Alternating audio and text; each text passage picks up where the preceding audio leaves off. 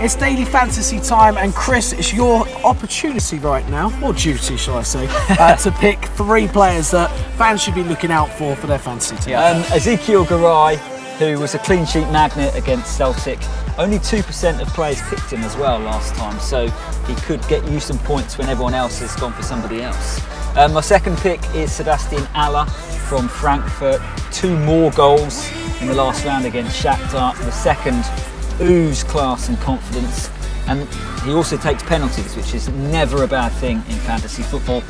And my third and final one is Wissam Ben Yedder. He's one of your favourites, right? He's a goal machine in the Europa League. Only one player this season has more goals than the French forward.